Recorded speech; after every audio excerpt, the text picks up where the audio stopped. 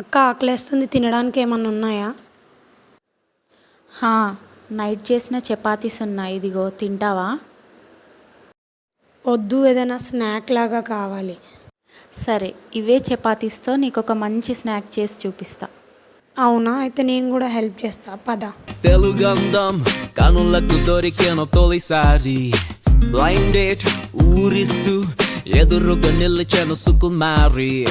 Phone లో బబ్లీగా మనసును కదిపిన పిల్లేనా, చూస్తే వేరేలా ఎందుకుంది అసలు ఇది తానేనా. She is Miss Mysterious, కానీ bloody gorgeous, above curious, నేను Confucius.